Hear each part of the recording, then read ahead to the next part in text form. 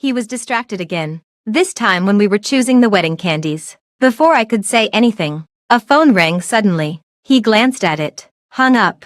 But it rang again. He hung up once more. And soon it rang for the third time. Finally, when he hesitated and didn't hang up, I looked at the shop assistant beside us who was forcing a smile and said to him, "Maybe the other side has something urgent. You better answer the phone first. I'll take a look by myself." He finally let out a sigh of relief and turned to walk out of the store. I observed his profile through the glass wall. His lips only opened and closed occasionally, so it seemed that the other person was mainly doing the talking. What were they talking about? I was really curious. Although Joseph had always deliberately kept his phone screen away from me, I knew that it was Olivia on the other end of the line. Joseph's unforgettable ex-girlfriend. I sighed. It was always himself with his overly obvious behavior that betrayed him, and I was just deceiving myself. The shop assistant quickly turned her enthusiasm towards me again. I hurriedly said, "I don't want to choose anymore. Just go with the set you recommended just now. Please prepare the goods for us directly." Hello, everyone. Welcome to my channel. Subscribe us to read wonderful novels every day. Now the story begins. The shop assistant agreed and asked me to take a rest on the sofa by the glass wall. She rushed to prepare the goods. I raised my foot and suddenly stopped her, adding, "I don't want chocolates. I don't want any style or brand of chocolates." "Are you sure? I thought that your husband spent so much time looking for the liqueur chocolates because you like them," the shop assistant asked in confusion. "No, I hate chocolates, especially liqueur chocolates," I said coldly, ignoring the shop assistant's awkward and inquisitive gaze, and turned to walk towards the sofa by the glass wall. Joseph was standing just outside the glass wall at this moment. He had his back to me, and the phone call still hadn't ended. I took out my phone and opened the Instagram. After scrolling down just a little, I came across the post that Olivia had sent last night. I haven't eaten it for a long time. Whether it's chocolates or men, the ones from the past are more delicious. The accompanying picture was a photo of liqueur chocolates, exactly the same type that Joseph had been looking for but couldn't find just now. Presumably, it was taken by her before, when Joseph was still by her side. The chocolate in the picture was bitten open, and you could clearly see the moist tooth marks on the outer layer of chocolate and the clear liqueur in the middle. Even through the screen, I could feel that at the moment of biting into it, the richness of the chocolate and the slight intoxication of the liqueur would burst in the mouth, as if young lovers were embracing and having a passionate kiss. I couldn't help but feel my heart flutter, looking up at Joseph outside the wall again. Although his name wasn't in the list of likes, I knew he had seen it, because ever since Olivia announced her divorce on Moments, during our busy wedding preparation period, he had been distracted way too often, just like he was a while ago. I just didn't know if when he saw it, his heart had also felt as itchy as if ants were crawling slowly across it. Suddenly, I had a childish urge to compete, so I liked Olivia's post and left a comment. "What a pity. Even the sweetest chocolates will be discontinued." Hello, everyone. Welcome to my channel. Subscribe us to read wonderful novels every day. Now the story begins. Joseph's phone call lasted for a long time, so long that the shop assistant informed me that the goods had been prepared and then came to ask me if we still needed candy boxes. She actively took out her phone and showed me many pictures, such as the Instagram-style ones with ribbon bows, the fresh and natural wooden box style, the creative and funny styles that were popular online, and so on. Her fingers swiped quickly, and her tongue moved non-stop like a machine gun. I didn't have a chance to refuse at all. I planned to just choose one casually so that I could quickly get away from this torment of flying saliva. Joseph finally hung up the phone and came in. He walked towards me. His mouth was smiling, but his eyes weren't. "Have you chosen?" His tone was very gentle, but I couldn't help examining every subtle expression on his face, secretly speculating whether this gentleness was a remnant of what he had shown to another woman just now. "Yeah, the candies have been decided. But the shop assistant asked if we want to choose the candy boxes as well." The clever shop assistant immediately turned around and held the phone in front of him, trying to repeat the marketing words she had said before. He frowned after looking at it for a few times, gently waved away the shop assistant's hand, and asked, "Do you have any European fairy tale style ones? Something more lovely and romantic." He had always been a person with clear goals. He knew exactly what he wanted and what he liked, and his requirements were clear and his expressions definite, leaving no room for negotiation. "Sorry, sir. Our basic styles don't have the style you want. The shop assistant was frustrated by him again, but her rich sales experience quickly gave her the courage to continue. However, we can provide a personalized customization service for the two of you, but you need to pay an additional design fee, especially since I just heard that your wedding is approaching. We definitely need to rush the order, and that will also require an extra fee. What do you think? He quickly replied. The extra fee is not a problem. Just rush the customization according to my requirements, and make a sample for me to see as soon as possible. I pulled his arm and softly persuaded him under the gaze of the shop assistant. How about just choosing one casually? This is too troublesome and not cost-effective. He patted the back of my hand and said, we can't be casual. I want to give you the most unforgettable wedding. So of course everything has to be perfect. He was really a qualified groom. He cared much more about our upcoming wedding than I did. It seemed that we had reversed our genders. I was like many men, not having so many expectations and feeling tired of the troublesome details of the wedding. I didn't like the romantic and luxurious European fairy tale style, nor did I care what kind of candies we would have or what kind of wedding favors we would prepare for the guests. If possible, I would prefer a simple and plain wedding for just the two of us, without anyone else watching, as long as I was wearing the simple satin wedding dress that I liked and walked towards my groom step by step, with only each other in our eyes, sincerely saying, I do, to each other, and then naturally having a passionate kiss without any scruples. But he always said that he wanted to give me the best. How could I be the bad guy and reject his kindness? It was just that looking at the upcoming wedding gradually taking on a shape that I had never imagined. It was hard for me not to doubt whether this so-called best was really meant for me. The shop assistant looked at me with envy, as if I was the happiest bride-to-be she had ever seen. I smiled and took it as a tacit agreement, saying, then let's go for the customization. On the way back, I turned to look out of the car window as soon as I got in. Joseph also seemed to have no intention of talking, and there was an odd silence in the atmosphere. This lasted until his mother called and asked us to go home for dinner tonight. Jessica, Mom specially asked someone to buy the Yongcheng Lake Harry crabs. They're already in the steamer, waiting for you too. Joseph held the steering wheel, and his phone was placed on the car mount with the speaker on. His mother's local accent, which carried a hint of softness and a smile, made the originally silent car come alive. I felt a bit warmer in my heart and quickly replied, okay, Auntie, we're on our way and we'll be there soon. He had an enviable and happy family with understanding parents. I didn't know how he had explained it to his parents, but they were especially kind to me, and I hadn't invited any relatives or unnecessary outsiders to witness the most important moment of my life. In fact, I didn't even have my parents by my side. It seemed that I was born to be lonely. When I was a child, most of the leisure time after dinner was spent watching TV dramas with my mom. In the happy ending weddings in those dramas, the bride always had a sincere smile on her face and would walk towards the groom, arm in arm with her father. At this moment, no matter how tough the father was, he would suddenly become sentimental. After giving several instructions, he would finally be willing to place his daughter's slender hand, covered with a white glove, into the hands of the long-awaited groom. Some would even be as reluctant as if they were handing over a precious family heirloom passed down for generations, crying uncontrollably. So fake. Every time I saw such a scene, I would say disdainfully, my mom beside me was more like a little girl who never grew up.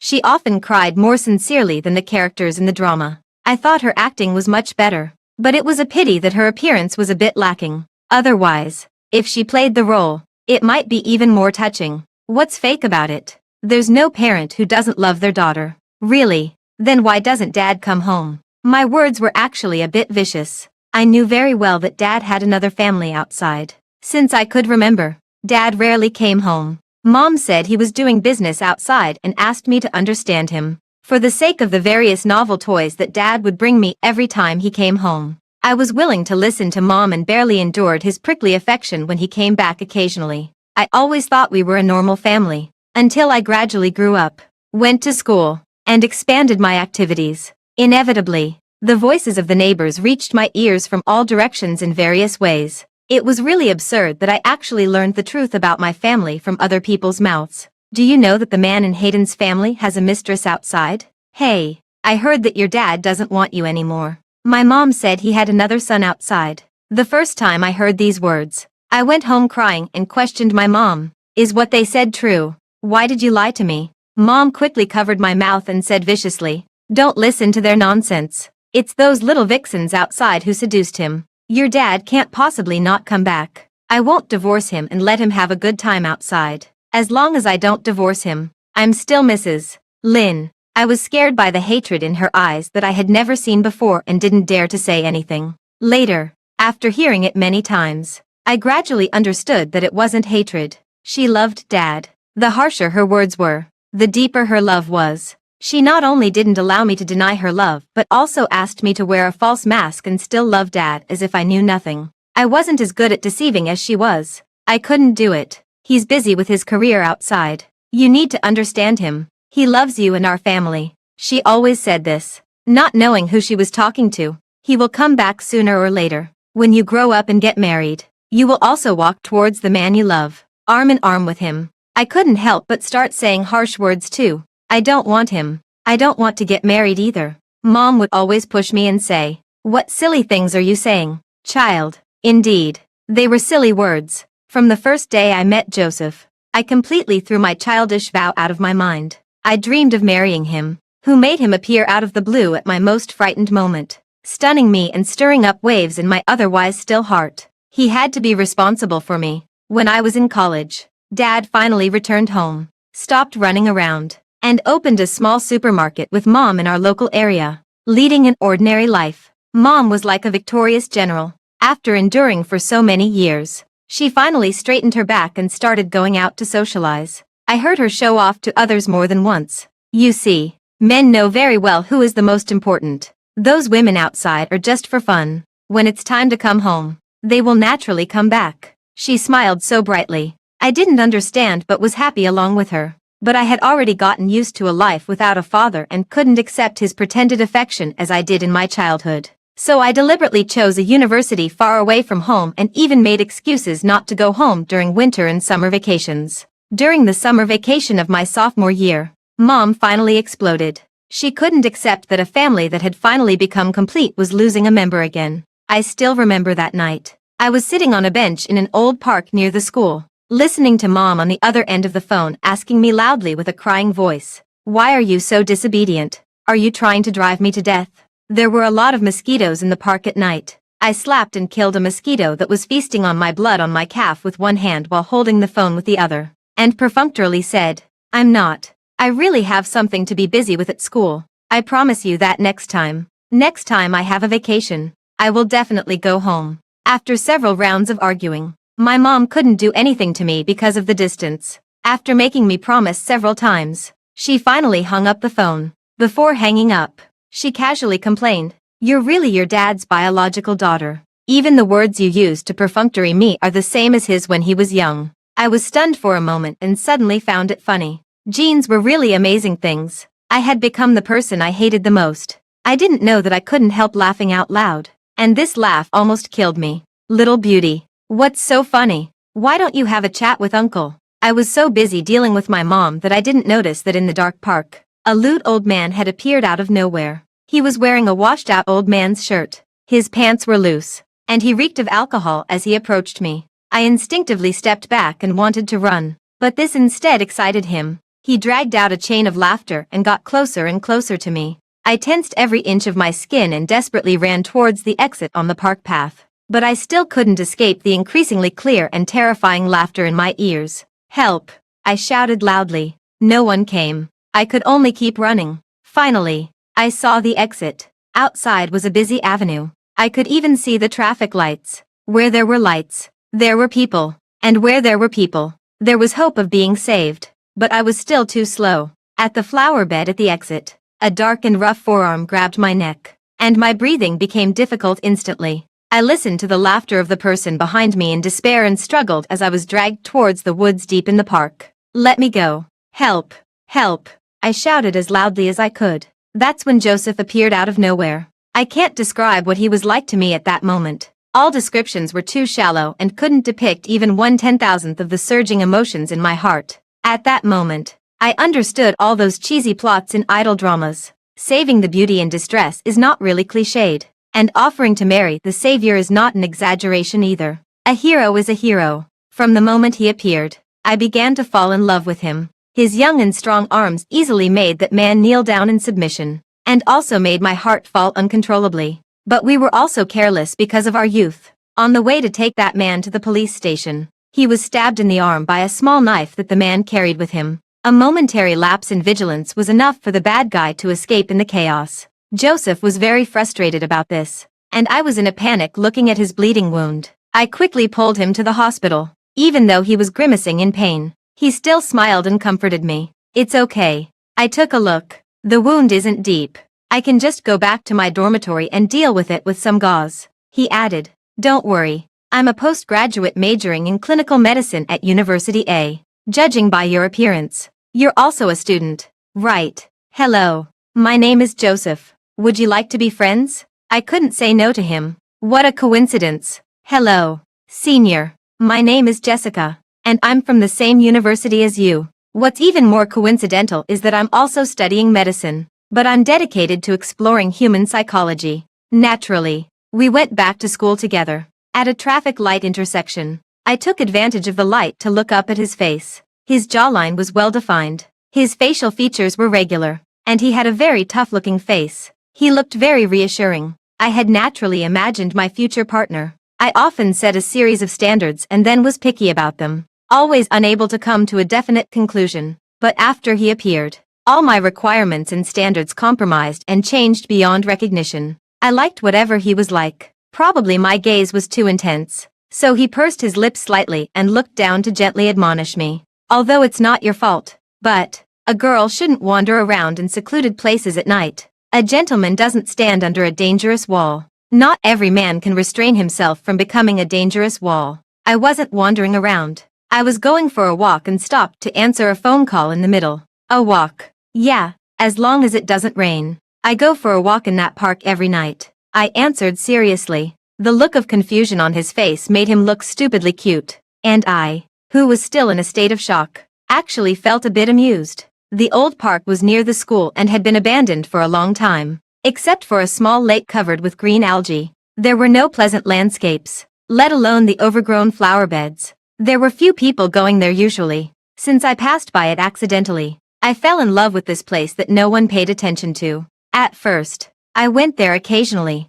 as there were more annoying phone calls. I went there more often. "If you like walking, can't you go during the day or find someone to accompany you?" he asked again. "No, I have too many worries that I need to get rid of. I can only calm down at night, and having someone around would be too noisy." He paused and then asked me, "Can walking really get rid of your worries?" Before I could answer, he offered on his own, "Do you mind if I join you in the future?" What a coincidence. I also have a lot of worries that I want to get rid of. Okay. Before my brain could think, my heart eagerly agreed. Even though I knew almost nothing about him, my heart was beating wildly for him, and nothing could hold it back. He was like a prairie fire raging wildly in my heart. When you're with the person you like, being noisy isn't really noisy. It's about exchanging hearts with each other. But God was really too cruel to me. I ran out of my father's shadow only to be trapped in my mother's shadow. Just like her, I fell in love with someone who didn't love me. Later, I realized that all those coincidences were actually fated necessities. On the day my heart started living because of him, his heart had already died for another woman. After that day, we exchanged WeChat contacts. The old park had already become my private territory. Like a warm and hospitable host, I showed him every corner of it. I never thought that I could be such a talkative person. The park was my kingdom of women, and I was the king who was infatuated with him, trying to keep him, the Tang monk, captive. He happily accepted. My kingdom became ours, and we created the greatest joy in our own kingdom. With the cycle of nature, we went through the 4 seasons. Listened to the breath of the wind. When we were bored, we even paid attention to the tree leaves. The leaves of the metasequoia were tender green and lovely, but they had sharp edges like needles. The sensitive plant was like a shy little girl who would close her leaves timidly with just a gentle touch. Rows of dense willows hung down by the lake. When the wind blew in winter, we shivered in the cold wind together with the willow branches. I often deliberately observed his expression, wanting to know what the worries he had mentioned were. To be more precise, who was the lucky one who made him as worried as I was? But I never asked. We just got along like this, changing from strangers to old friends. I liked this plain and uneventful way of getting along. It had an old-fashioned kind of romance. In the 5th year since we met, I still stubbornly stayed in this city. not wanting to go home, and more importantly, because he was a local. His family had 2 houses, and he lived in one of them alone. To help me save on rent, he invited me to live with him at a very low friendly price. I couldn't have asked for more and was afraid that he would go back on his word. After graduation, we both became doctors. He saved lives, and I saved hearts. But in fact, most of the time, we were powerless and could only watch as one vivid body after another became stiff and the souls died. Our worries only increased. He was distressed by his inability to save those broken bodies, and I tried my best to avoid being dragged into hell by those desperate or painful hearts.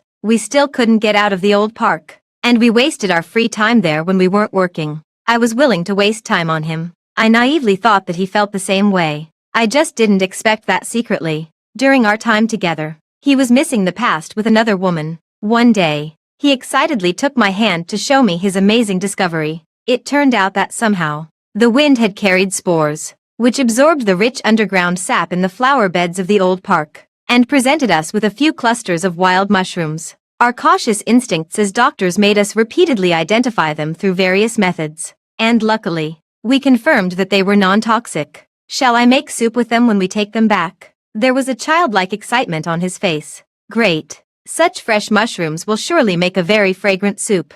He had excellent cooking skills. The saying that to capture a man's heart, you need to capture his stomach also applies to women who can't cook. The soup that day was very delicious. It was so delicious that I was so excited that I couldn't help but want to possess this man sitting across from me and watching me drink the soup. So I asked Joseph, "Do you remember the day we first met?" "Of course. It's really strange. No one usually goes there. But you showed up just at the right time that day. Do you think we're very destined? Maybe you're the Mr. Right that God sent to me." His half-minute silence made the smile that I had forced out due to nervousness freeze on my lips. Haha, I'm just kidding. Don't take it seriously. I tried to gloss over this awkward situation with a joke, but he wouldn't let me off. He said calmly, "I showed up that day because my ex-girlfriend wanted to break up with me. Probably she was afraid that I would pester her and make it embarrassing. There were few people there, so she asked me to meet her there to talk." This was a reason that I had never expected. I was silent for a while and then asked, "Why did she want to break up?" Joseph shrugged. "What else could it be? She thought I was boring and fell in love with someone else. Is that person better than you? Is there still a chance to get back together?" He chuckled. "It's not fair for you to ask like that. I can't very well admit that I'm worse, can I? As for getting back together, I won't force someone who doesn't love me to stay." It wasn't a very heavy conversation, but I could easily see the disappointment in his eyes. Just like me, he still missed her. I didn't need to ask to know the answer. Just like my confession hadn't even officially started, but it already had a result. Do all those who have the upper hand in love not cherish the people around them? I sympathized with him, just like I sympathized with my mother. I loved him, just like my mother loved my father. So I didn't plan to give up. From that day on, I didn't want to go to the old park anymore. But our walking activities didn't stop. I deliberately expanded the scope to the whole city. But he was so cruel. I tried to add new memories that belonged to us. But he insisted on being a prison warden,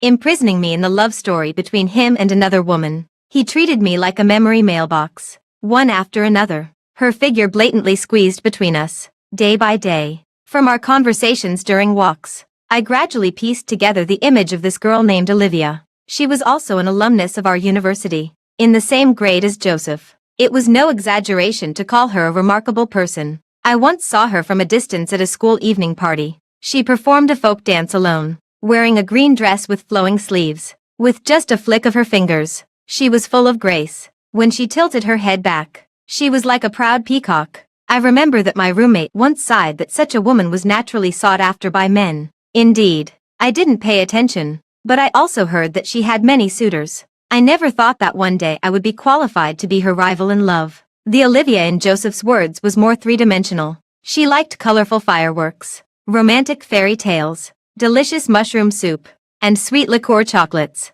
During the days when we measured the city with our feet, I measured love from his memories. I often laughed at myself in my heart. How could there be a woman who loved a man because of his love for someone else? But the fact was just like that. The day he saved me out of the blue, I fell in love with him at first sight. His infatuation made me fall in love with him more and more as time passed. When love reaches its peak, It's like honey naturally crystallizing in winter, changing from a thin liking to a mellow love. The best kind of love is when two hearts are mutually committed. I don't have that kind of luck. My love is the second-rate kind. I love him. Who loves someone else? In the 6th year since we met, Joseph proposed to me. I will never forget the spring of this year. The season when the pink and white oleanders bloomed clustered on the branches. My mother, who had deceived herself all her life, finally broke free from the lies that had bound her all her life. In a posture that refused to admit defeat, my father's illegitimate son came to our house with a clear goal: to ask for the house, the money, and the storefront. My father made a decision quickly, leaving no room for negotiation. After all, he was the legitimate son who could carry on the family line, better than the daughter who would eventually get married and leave home. My mother was still the same as before, defending the person she held dear. But this time the object had changed from my father to me. I was as cold-blooded and heartless as my father and refused to go home. She issued death threats to me countless times on the phone. But this time was an exception. She left quietly and resolutely. She mixed a small cup of pesticide into the thick soup for dinner. And from then on, she fulfilled her wish and was with my father forever. The night I received the call from the police, I went to the old park alone. I didn't care about the scenery and went straight to that small lake. On the bench by the lake, Joseph had actually arrived first. He had his back to me, and I couldn't see his face. There were only faint sobbing sounds. I was really curious. I hadn't even started. So why was he crying first? Perhaps he heard someone coming. So he turned his head. A tear just slid out of his eye, passing over the embarrassment, surprise, and sadness that hadn't dissipated from his face. Why are you here? We said it at the same time. He automatically made room for me, and I walked over and sat beside him. She got married. Oh, my mom passed away, taking my dad with her. The air suddenly fell silent. I won't have her in my life from now on. Oh, I won't have anyone who can bother me in my life from now on. We stopped talking. I leaned against his shoulder, and he also lowered his head and leaned against mine. We freely released our cries. The insects and frogs didn't understand human sorrow and unknowingly echoed our cries. The next day, I went back to my hometown to deal with the funeral, facing the curses of various relatives I didn't know. I forcefully skipped many procedures. My mother had loved so purely and resolutely in her life, and I didn't want her to be judged by irrelevant people after she passed away.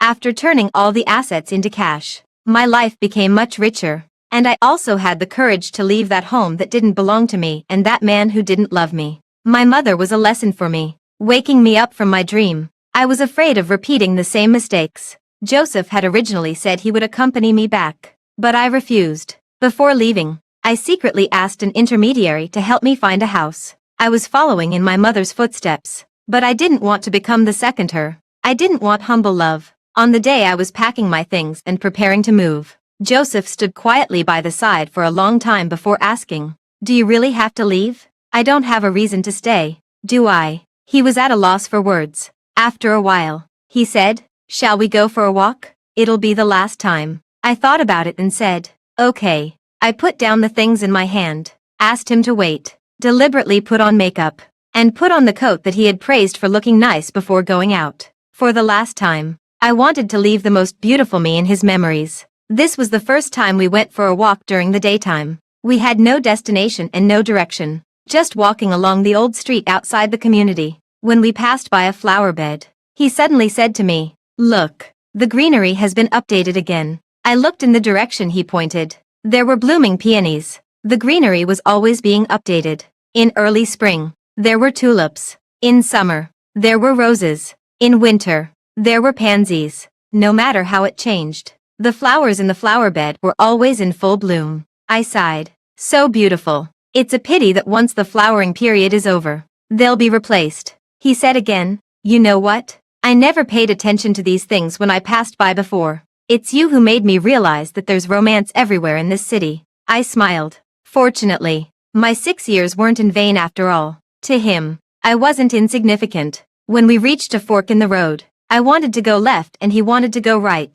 We decided by playing rock paper scissors, just like we used to, but this time he wanted to add a stake. "If I win this game of rock paper scissors, you'll stay and we'll get married." He said it so seriously. So I said, "Okay." Not getting what one wants is the norm in life. The probability of two people in love getting married in this world is so small. It's already rare to meet the person you love and be able to be with them. In terms of love, I don't dare to ask for more. We had our hands behind our backs, holding our breaths nervously, and counted in unison. 1, 2, 3. In the end, he showed rock and I showed scissors. This was a game that he was bound to win because I wanted to lose. The story had come this far, and it should have had a happy ending. But Olivia got divorced, just the day after I agreed to Joseph's proposal. She took the initiative to add me on WeChat, and the note message was, "I'm Olivia." She was full of confidence, believing that I must have heard her name and knew about their inseparable past.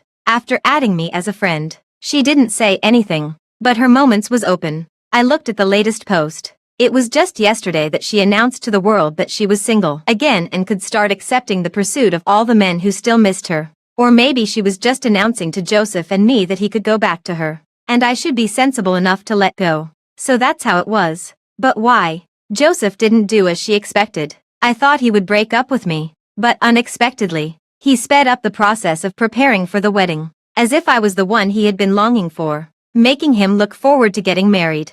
However, why did he keep being distracted? I almost managed to deceive myself into believing that he really loved me. The wedding came so quickly. The customized candy box was ready in time. But before I could figure everything out, I got into the wedding car. Halfway there, I suddenly made a request and asked the driver to take a detour through the road past the old park. The driver kindly reminded me that we might not have enough time. I looked at Joseph, who was sitting beside me. The tailor-made suit fit him perfectly and smoothly. Compared with the fearless young man who stood up for justice when we first met, he now had a stern face. And even his voice was always calm and restrained. Over the years, we had both been polished by time and became more and more tactful. He was better than me. He could now talk and laugh in the face of death, while I was struggling with the relationship between loving and being loved in the face of various life experiences. Sometimes I wondered if the current him, if he met the me from back then, would still have the courage to come to my rescue. I said, "I want to take a detour over there. Do you really have to? There might be a rush in the schedule. How about I accompany you there tomorrow?" I answered firmly again. "No, I have some worries again and I must solve them now." He paused for a few seconds and then said to the driver, "Take a detour from there." We stopped talking and looked out the window at the scenery on our own, until I saw the familiar fence wall of the old park through the car window. My love had sprouted here. After the car stopped by the roadside, the driver made an excuse to smoke and left the space for us. I took out a liqueur chocolate from the small bag beside me and gave it to Joseph. He looked at me in confusion, and I said, "Try it. It's not the kind you were looking for, but it's the most similar one I could find." He peeled off the candy wrapper and took a bite. The juice almost splashed onto the collar of his suit. He was a bit annoyed. He chewed a few times and swallowed it. I handed him a tissue, and he quickly took it, frowning as he wiped his collar. I asked, "You've been longing for it for so long. Is it delicious?" He couldn't hide his disgust and said, "It's too sweet, and the taste is a bit cheap."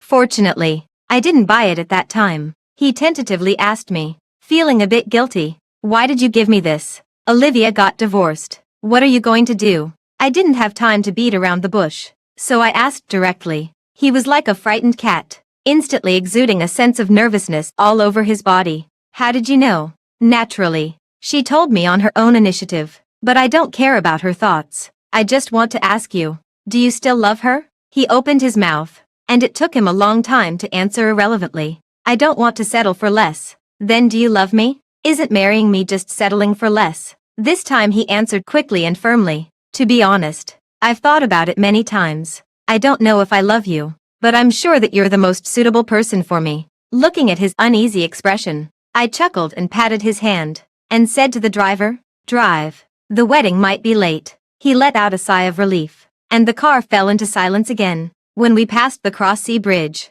I opened the window and looked at the merging of the sea and the sky under the blowing of the boundless sea breeze. My heart suddenly felt as if a piece was missing, and I felt that something was gradually fading away. It was my persistent love. I missed the brave Joseph who appeared out of nowhere when we first met. The Joseph who was uniquely mine. I suddenly thought of Olivia again. She was like the liqueur chocolate she liked. She thought it was still as wonderful as in her memory. But when the current Joseph actually tasted it, his first reaction was to dislike its cheap taste. In fact, The chocolate hadn't changed. It was him who had changed. He loved the chocolate in his memory, not the current one, just as I loved the brave and single-minded him in the past, not the current him who was swaying, weighing, restraining, and even cowardly. 6 years ago, I planted the seeds of love in the old park and carefully watered them with time. Now it has finally blossomed and borne fruit. Unfortunately, it was wrong from the very beginning, and this result was a bitter one. I terrifyingly found that he was gradually becoming my shadow. My luxurious wedding dress was like the mourning clothes that I had just taken off not long ago. The wedding had turned into a funeral, and it was about to bury the rest of my life. I couldn't help but want to run away. Chapter 8. The MC had asked 6 times, "Ms. Jessica, do you want to marry the man in front of you?" I heard it clearly every time, but I really couldn't say, "I do." Just now in the dressing room, Joseph received a call saying that a friend had arrived and he needed to go downstairs to greet the guests. It was such a normal reason, but how could I not see through it? I left everyone behind, took off my high heels, and easily witnessed the love between 2 lovers on the fire escape on the same floor of the hotel. "You clearly still love me. Even the wedding venue is decorated in the way I like. Why won't you forgive me? Just because I've been married?" He replied indifferently. "She accompanied me through the past few years. You're overthinking it. I don't love you anymore. It's just that old habits die hard." Olivia naturally didn't believe it and stubbornly argued. "I know you're just being angry with me. Your feelings for her are just a sense of responsibility." Then she changed to a pleading tone. "I was wrong before. I'm back now. I'll make it up to you in the future. Okay." After saying that, she kissed him. Joseph had his back to me, and I couldn't see his expression, but he didn't push her away. I turned around and went back to the dressing room. When I looked up at the mirror, I was surprised to find that I was actually crying. I finally made a decision. Mom must be very sad. The silly words I said when I was a child had come true. I walked towards my groom step by step alone, holding the bouquet. It was a short distance. Joseph was smiling at me at the end. I remembered that before I walked out, the last time I looked at my phone, Olivia had sent a set of photos of our wedding venue with the caption, "This should have been my wedding." I had nothing to refute. Indeed, everything was as it should be in her dreams. Her exclusive romance. It was full of the European fairy tale style. Angel-shaped decorations were half hanging above the stage. The slender candlesticks were retro and elegant. The background wall was a magnificent castle. Among the overlapping flowers and leaves at the door, there were the mushrooms and rabbits from fairy tales hidden. I almost forgot that I was the bride. Finally, when the MC asked for the 6th time, I mustered up the courage and gave an answer. I didn't want to marry Joseph anymore. I looked into Joseph's eyes seriously and said, "I don't want to." Since she couldn't let go of it so much, why should I be the bad guy and break up the lovers, adding more regrets? I didn't care about the person and the wedding that didn't suit me anymore. I tore off the veil and threw away the bouquet. Joseph was caught off guard by me and quickly grabbed my wrist, saying, "Jessica, stop messing around. Getting married isn't a small matter." I laughed and asked him irritably, "Getting married really isn't a small matter, so why should I settle for less?" He was speechless, but he held me even tighter and refused to let go. "Don't leave. Jessica, I love you. Yes, I love you. Trust me one more time, okay?" It was as if he had suddenly realized something, but it was too late. I didn't love the current him anymore. I still loved the Joseph who had amazed me when I was most frightened and was brave enough to give his whole heart, even if the person he gave it to wasn't me. And the current him was gradually taking on the shadow of my father. But I would never allow myself to end up like my mother. Since I knew this was a road of no return, I should turn back in time. "Really? I remember you said that you wouldn't force someone who doesn't love you to stay." "Joseph, I don't love you now." He was startled by the trace of disgust that couldn't help but show in my eyes and let go of my hand. I lifted the hem of my wedding dress. Under the surprised or curious gazes of everyone, I turned around and left along the stage that I had just walked through step by step, and walked out of the auditorium gate with big strides. Smiling, I loved with all my might and left without any regrets. From now on, I'm going to find the candies that suit my taste.